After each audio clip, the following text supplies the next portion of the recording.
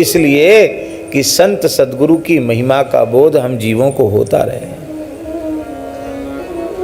महाराज जी कहाँ तक कहें, शास्त्रों में यहाँ तक लिखा है कि भगवत प्राप्त जीवन मुक्त संत जिन जड़ पदार्थों को भी स्पर्श कर देते हैं, देख लेते हैं, वे भी मुक्त हो जाते हैं। स्थावर कोटि के जो जीव हैं वे भी मुक्त हो जाते हैं। ये भगवान की बड़ी भारी महिमा है।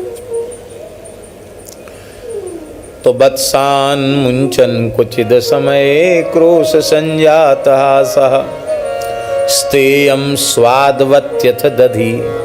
बड़े स्वादिष्ट दही की चोरी करते हैं, दूध की चोरी करते हैं।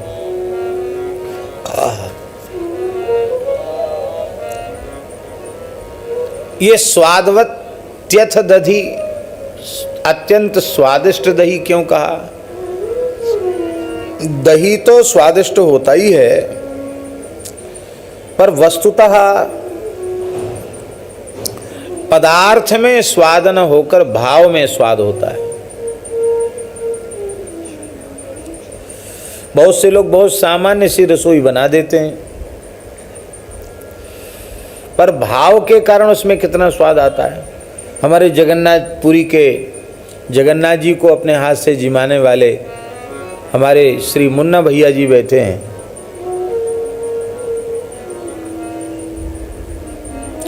ये जगन्नाथ जी के सुवार हैं। अच्छा, आप लोग पुरुष भाव से रसोई बनाते जगन्नाथ जी की? नहीं बनाते ना। यही भाव से बनाते कि लक्ष्मी जी के रूप में, जगन्नाथ जी के गृहिणी रूप में अपने को मान करके तब रसोई बनाते हैं। ये ब्राह्मण देवता हैं, पर रसोई में बैठेंगे तो जितने सुवार हैं वो अपने को जगन्नाथ जी की गृहिणी मानते हैं। यही बात सही है कि नहीं?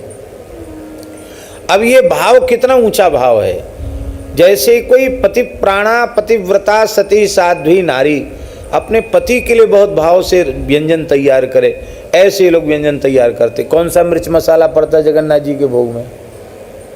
बहुत तो नहीं पड़ता है, सामान्य।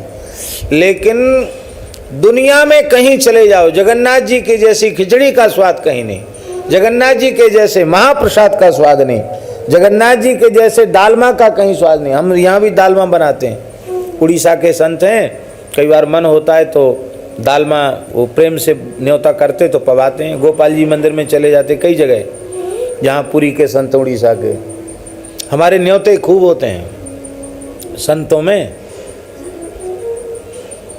संतों का प्रेम है तो सब बढ़िया बनाते हैं, लेकिन जगन्नाथ जी का दालमा, जगन्नाथ जी का महाप्रसाद, उसमें विलक्षण सुगंध और विलक्षण स्वाद। वो किस चीज का? भाव का, भाव की महिमा है। एक मंदिर में मध्य प्रदेश की बात है, पूज्य बराना वाले महाराज जी थे, मुरली मनोहर मंदिर। वहाँ एक पुजारी जी थे, बड़े अनुरागी थे, मुरली मनोहर भगवान के बड़े प्रेमी, माने अद्भुत प्रेमी थे वे। बहुत वृद्ध थे, कमर झुक गई थी। संपूर्ण सेवा ठाकुर जी के अपने हाथ से। पहाड़ के ऊपर ठाकुर जी का मंदिर, पूरा पहाड़ उतर के नीचे जाना, सरोवर में स्नान करना, वहाँ से पवित्र जल लेके आना, झुके झुके सेवा करते ही रहते थे। हमारे पूज्य गुरुदेव वहाँ करके विराजते, हम भी बहुत अच्छा लगता था वहाँ।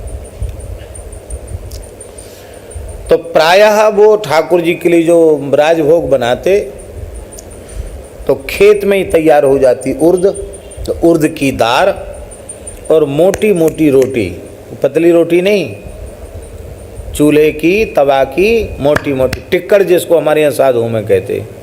तो उर्द की दाल और टिक्कर, ये लगता भोग। घी की शुद्धि तो करते ही, ठाकुर जी की सेवा है। हम आपको सत्य कह रहे हैं, हमने अब तक अपने जीवन में न ऐसी उर्द की दाल खाई, न ऐसे टिक्कर का स्वाद लिया। एक बार हमने महाराज जी से पूछा, महाराज जी और कहीं भी पाते हैं उर्द की दाल, कोई दुर्लभ चीज़ तो है नहीं? पर यहाँ ये पुजारी जी के हाथ में इतना स्वाद है, ये क्या चमत्कार है? तो महाराज जी ने कहा, पंडित जी देखते नहीं हो, पुजारी जी के नेत्र निरंतर भरे रहते हैं, कैसे ठाकुर जी को लाड़पूर्वक देखते हैं। इस अवस्था में अपरस में स्वयं रसोई बनाते हैं। तो ये पदार्थ का स्वाद नहीं है, ये उन निर्मल हृदय के वैष्णव संत पुजारी जी के भाव का स्वाद है। कहती ठाकुर जी पाते हैं, ऐसे भावकों के हाथ के बने हुए नैवेद्य को देखते नहीं हैं, ग्रहण करते हैं। इसलिए प्रियालाल जी के अधर का स्पर्श होने के कारण इसमें इतना स्वाद आता है।